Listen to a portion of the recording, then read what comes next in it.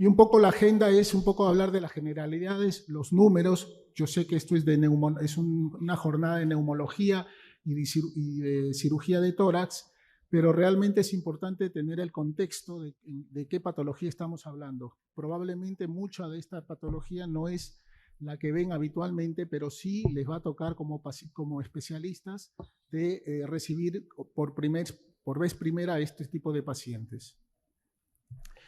Y la pregunta de esta diapositiva es, cuando uno trata de implementar o agregar moléculas nuevas, innovadoras, medicina de precisión, medicina personalizada, ya todos no tratamos de la misma manera a los pacientes. Estamos yendo a contracorriente de lo que habitualmente uno hace. Tenemos que seguir las directrices de los ministerios, de las asociaciones, de las sociedades. Probablemente no, y de ahí viene los foros como el día de hoy, un sábado a la mañana. Y lo que quiero que se lleven como concepto es el cambio de paradigma. ¿A qué me refiero? Ahí pongo una definición de paradigma, que es lo que usualmente uno tiene por consenso científico de aceptación para resolución de conflictos. Ese cambio de paradigma es tener ustedes, los neumólogos en particular y los cirujanos en general, el concepto de que potencialmente ese paciente que tienen en su consulta es un paciente o puede ser un paciente oncológico.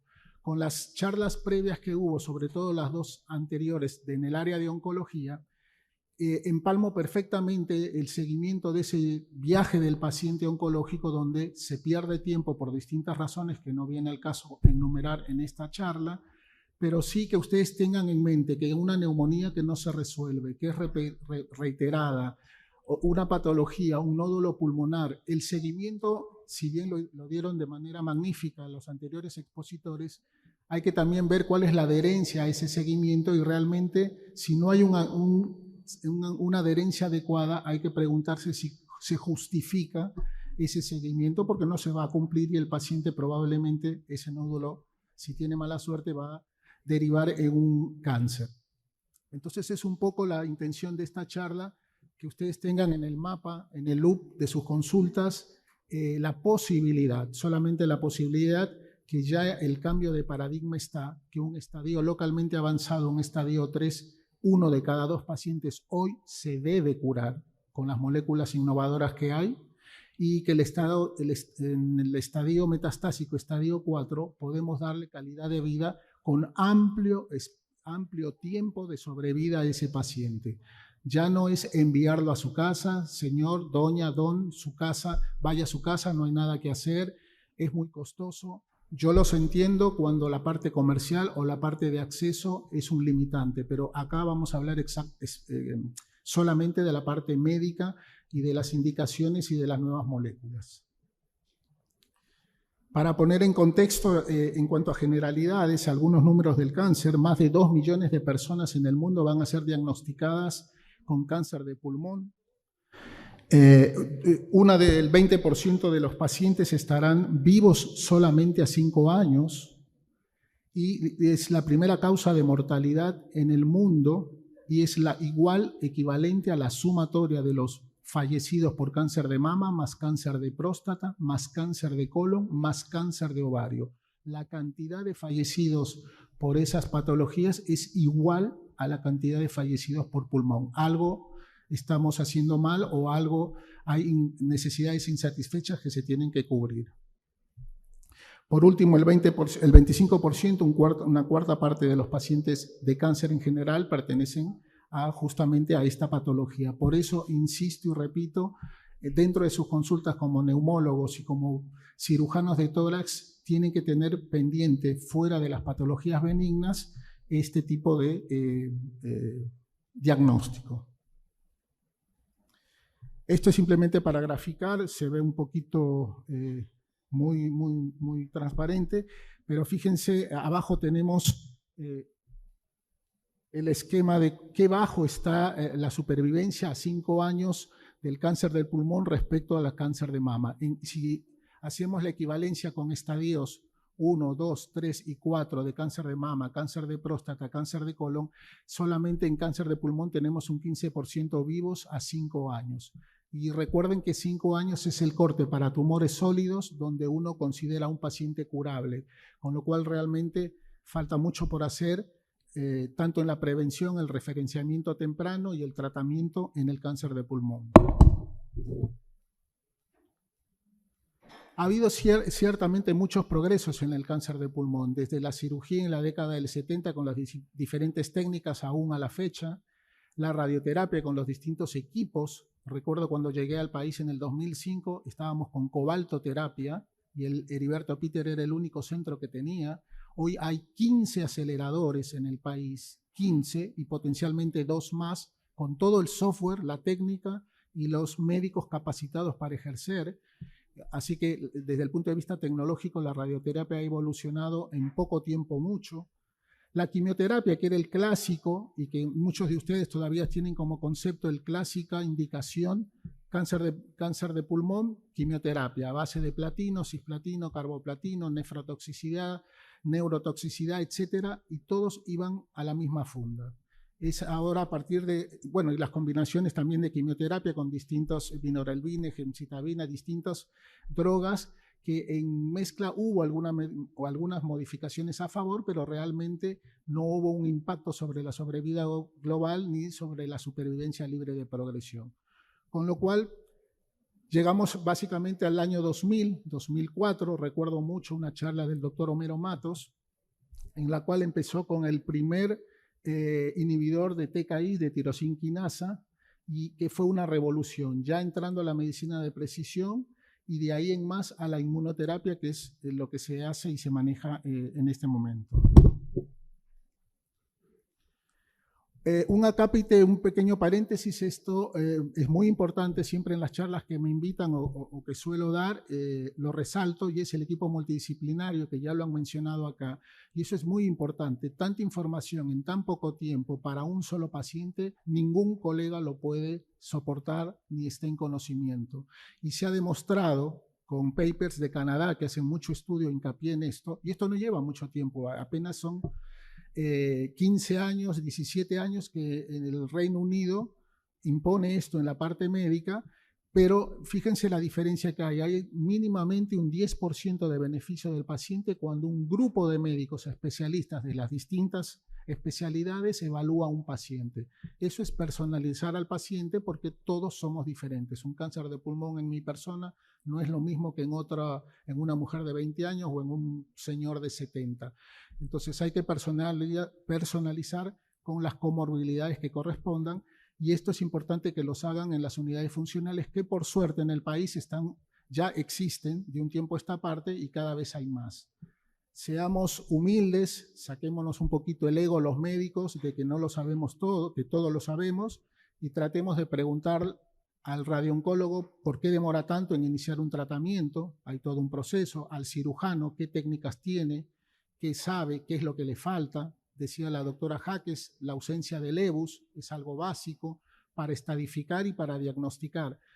Eso se puede suplementar con que, gracias a Dios, a partir de este año tenemos la cobertura del PET scan, que es una gran ayuda y ha sido el día y la noche para la estadificación, y eso impacta sobre el tratamiento. Un paciente que no esté estadificado difícilmente tenga un tratamiento adecuado.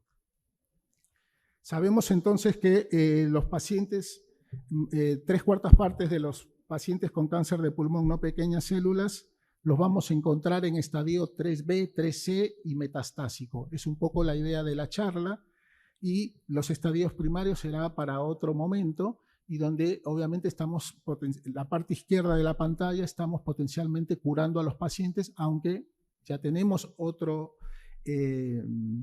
panorama que no solamente la cirugía puede curar, sino que dependerá de los estudios moleculares qué tratamiento adyuvante puede continuar.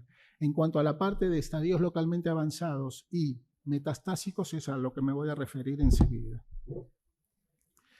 Si tendría que hacerlo rápida la charla, tendría que poner esta diapositiva y la que continúa, y básicamente en un estadio inicial, cirugía. Pero les repito, no es suficiente la cirugía dependiendo de los estudios moleculares, ya no solo histológicos, que hay para impactar sobre la sobrevida global de ese paciente y que realmente esté curado. Si estamos hablando de estadios más avanzados, dentro de todo curables, estadio 2 y 3A, El 3A, recuerden que ya aparecen los ganglios mediastinales y que eventualmente con neoadyuvancia uno puede hacer que un downstaging, o sea, reducir la estadificación y poderlo hacerlo quirúrgico. Y ahí por eso pongo ahí que es cirugía más quimioterapia o eventualmente cirugía más radioterapia si por algún motivo, causa, razón o circunstancia ese paciente no es quirúrgico. Y finalmente los estadios localmente avanzados 3B, 3C y 4 son los que realmente ya van a terapias target o terapias blanco, según la parte molecular, o inmunoterapia o combinaciones si son de orden paliativo. Este es el gráfico al cual me refería, donde no solo tienen la división de la charla o el core de la charla de hoy en morado y los distintos marcadores o biomarcadores en los cuales uno tiene que ahora la obligación de dosar, de medir, de cuantificar para poder, de acuerdo a esos resultados o no, hacer una indicación correcta del tratamiento en el cáncer de pulmón. En República Dominicana es la tercera causa de muerte, pero es la primera si eliminamos tanto próstata en varones como mama en mujeres, y por lo que ya sabemos de lo difícil del diagnóstico, por lo inespecífico de los signos y síntomas y las demoras que hay en el circuito de hacer las consultas. Un paciente puede pasar entre 6 a 9 meses en llegar finalmente a un diagnóstico de cáncer de pulmón con el impacto que eso tiene. Recordamos la misma frase que hablaron colegas anteriores, entre 30 a 40 días un estadio inicial puede pasar a un estadio localmente avanzado y metastásico.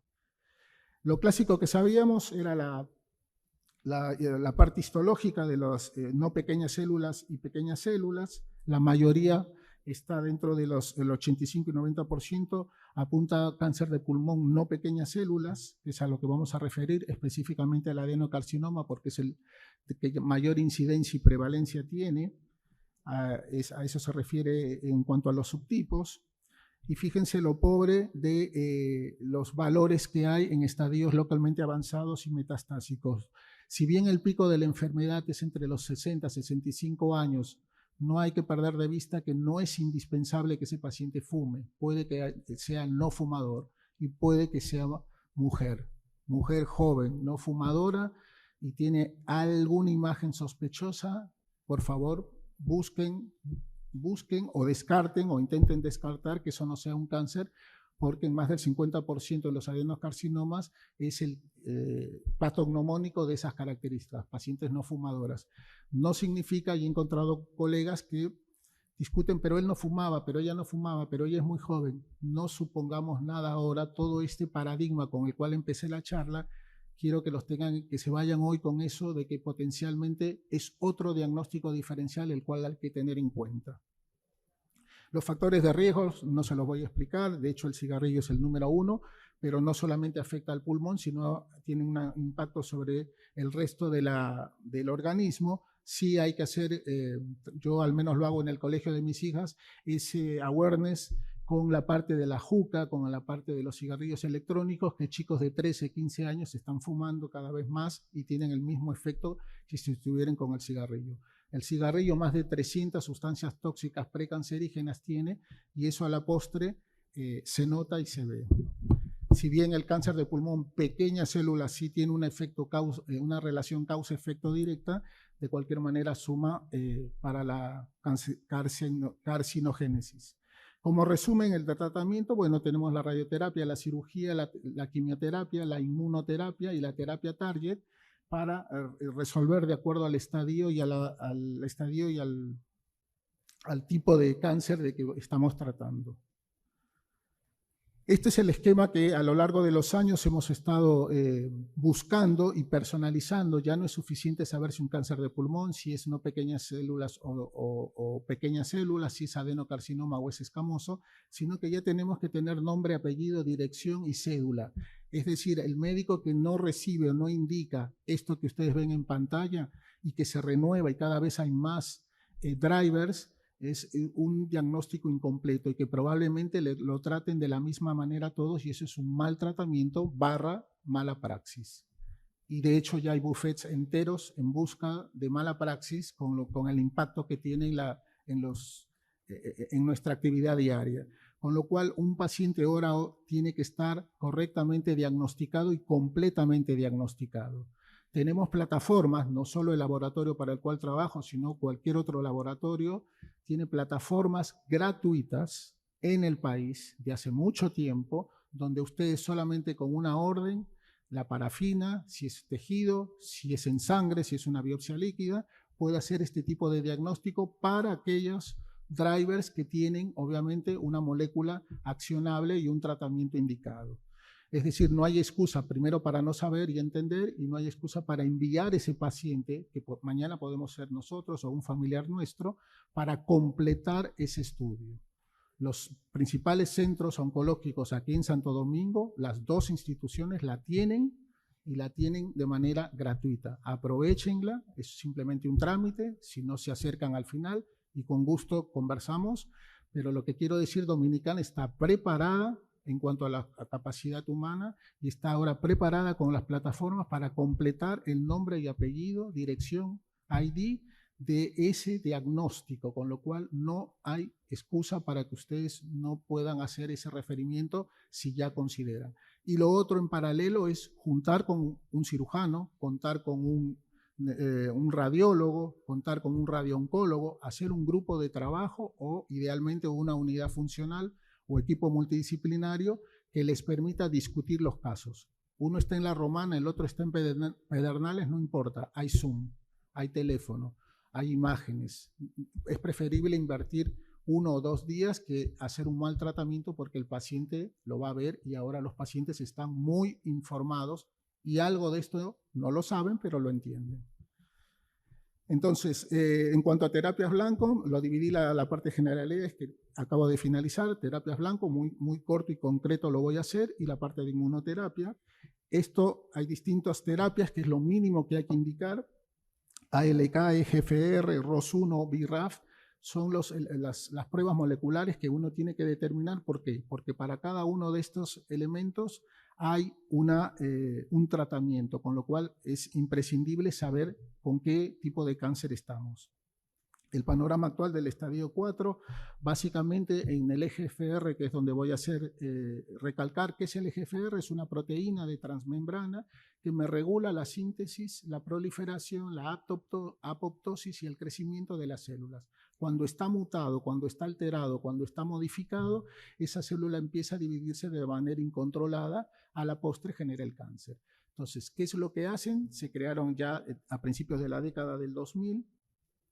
Este es el gráfico del exón, donde específicamente dentro del exón está la tirosinquinasa, que es la responsable de lo que le comentaba, y la evolución de la EGFR a partir del 2000, les decía, aparece la primera generación de inhibidores de tirosinquinasa, gefitinib, erlotinib, que hasta el momento se utilizan, y se fueron generando algún tipo de resistencias, o sea, a partir de los 10 meses, 11 meses, hubo progresiones a pesar del medicamento y la industria, la ciencia empezó a investigar segunda generación, tercera generación, y es así como llegamos a la parte de osimertinib, que es la actual inhibidor de tirosinquinasa de tercera generación.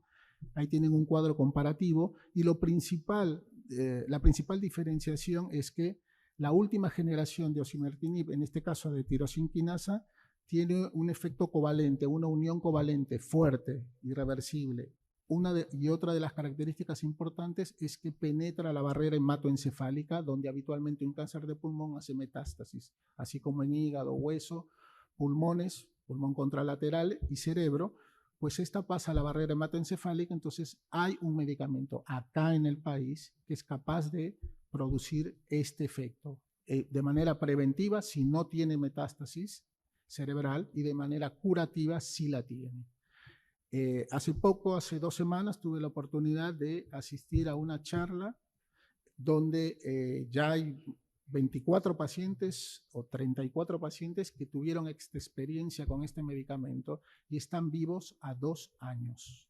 Han excedido, como vamos a ver las curvas rápidamente, de lo que hay. Un paciente en estadio 4 metastásico vivo a 2 años. Eso es Dominicana, no es Inglaterra, no es Estados Unidos, y es un paper que en lo particular me voy a encargar de que eso se divulgue al exterior porque no es usual. Entonces, tenemos ya tropicalizado ese resultado, tenemos esa molécula y la parte de acceso y comercial, como le digo, no es un tema mío, es un tema ajeno, pero sigamos haciendo ese push, como muchos de ustedes o muchos oncólogos lo hacen en el país, para lograr ese paciente. Salvar una vida no tiene precio, porque mañana puede ser un familiar nuestro. Y rápidamente les quiero comentar estos estudios, el Aura 3, y les digo rápidamente porque acá simplemente se comparó la parte de los inhibidores de tirosina quinasa versus quimioterapia y se vio que la quimioterapia era insuficiente y encima de eso la toxicidad que se agregaba, y esto servía como segunda línea para los inhibidores cuando había resistencia. El estudio Flaura, donde ya ahí sí ya arrancamos de inicio con un paciente con un medicamento de tercera generación como osimertinib, donde tiene un impacto de la protección a nivel del sistema nervioso central con lo que eso conlleva. Recuerden que estos pacientes son pacientes que están en edad productiva, 50, 60, 65 años, tienen familia y quieren ver nietos, quieren ver hijos. Entonces, realmente el impacto de evitarle una metástasis y que ese señora siga trabajando habitualmente no tiene precio y es lo que se logra. El comparativo se hizo precisamente con los resultados que vemos en los gráficos, con los TKI de primera generación, que es un one-to-one directo, un head-to-head, como lo dicen los investigadores, y tanto en la supervivencia libre de progresión como en la supervivencia global hubo un beneficio notable de este medicamento en estadio metastásico, estadio donde habitualmente yo hace 25 años que soy médico y se me murieron pacientes de pulmón y les decía lo mismo, vaya a su casa, no pierda tiempo, arregle sus cosas, etcétera. Ya ese paradigma hay que romperlo, hay que por lo menos dudar, preguntar, juntarse, qué me ofrecen, qué hay y verificar. Estos resultados que les dije hace un rato, tropicalizados, son locales, no son canadienses, ni americanos, ni austriacos. Entonces realmente se hace buena medicina acá mientras se tenga las herramientas adecuadas, que es quizás lo único que pueda faltar en algún momento. Este es el mismo estudio, el Flaura, donde claramente la curva azul supera la curva roja, donde este producto de tercera generación tiene un impacto sobre la protección, tanto preventivo como curativo en un paciente metastásico.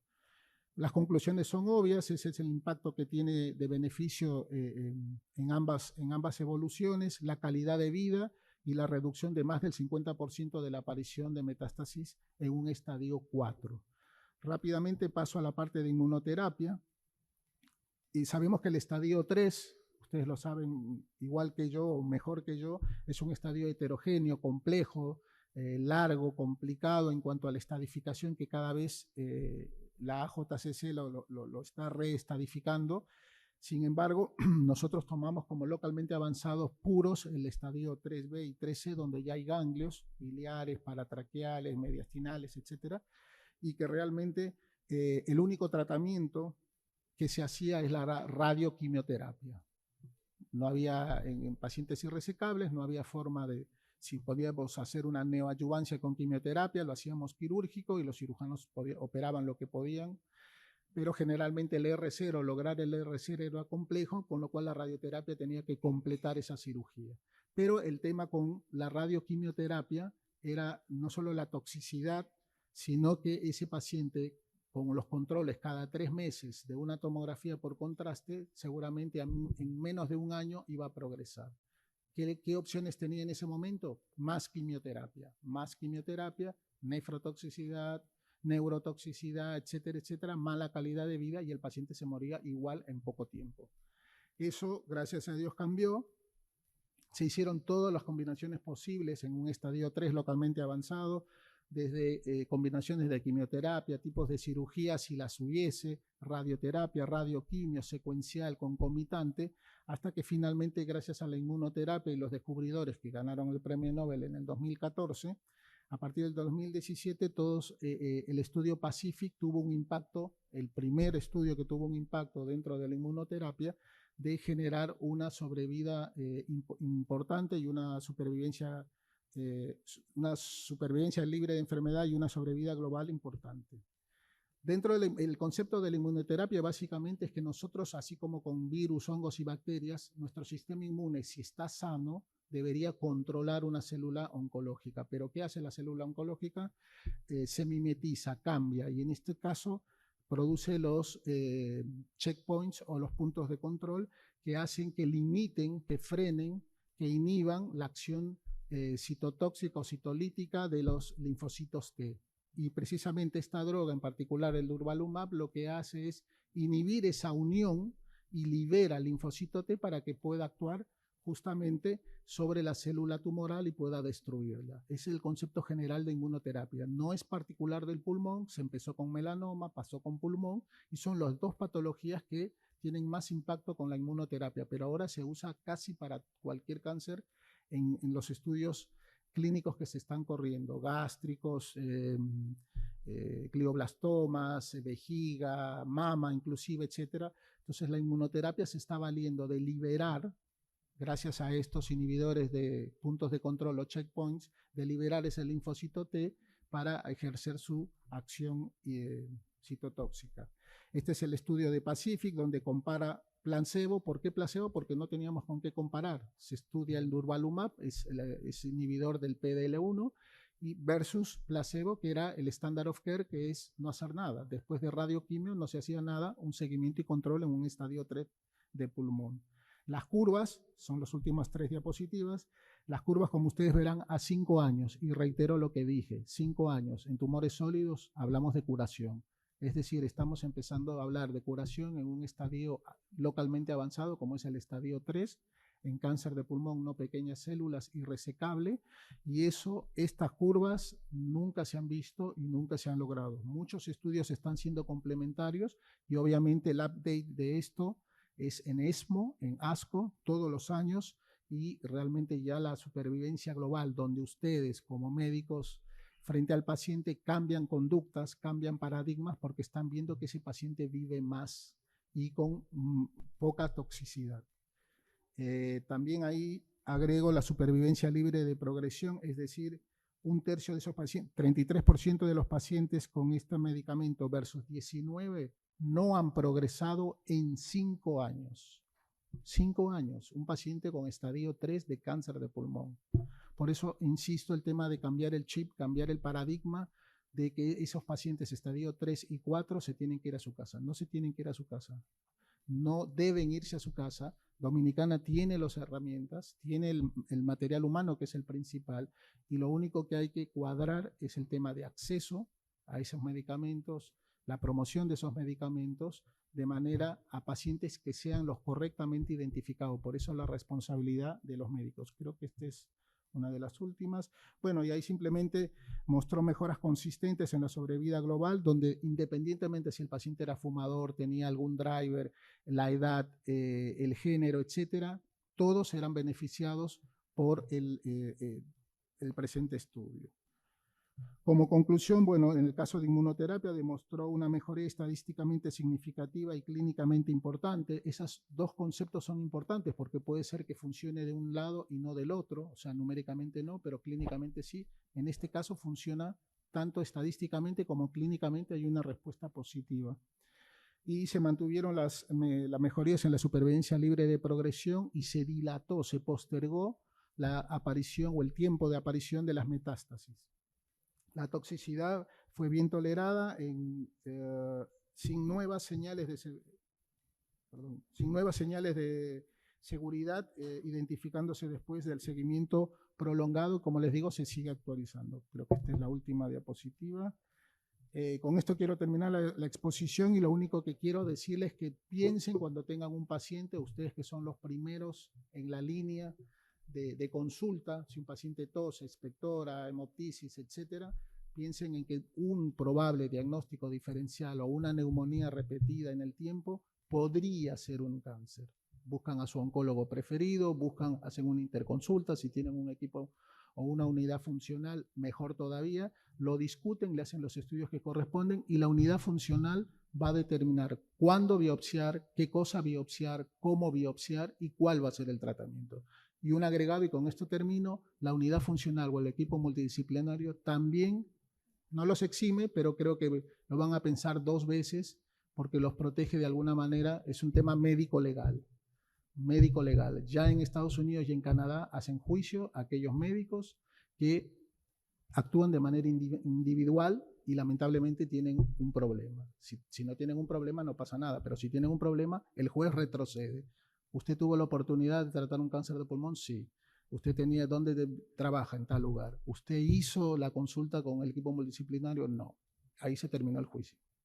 Está en los diarios, lo pueden googlear, lo buscan y hay un cirujano muy conocido que tuvo ese problema. Entonces, inclusive la formación de la unidad funcional, no solo para actualizar y para tener activa esto, es de alguna manera, no es exactamente y no ese es el objetivo, una protección. Una cosa es hacer un juicio a Flores y otra cosa es hacer un juicio a la unidad funcional de Unión Médica, de Sedimat y todo, porque lo van a pensar 3 veces. Porque no solo por cantidad, sino por la calidad de médicos que hay ahí.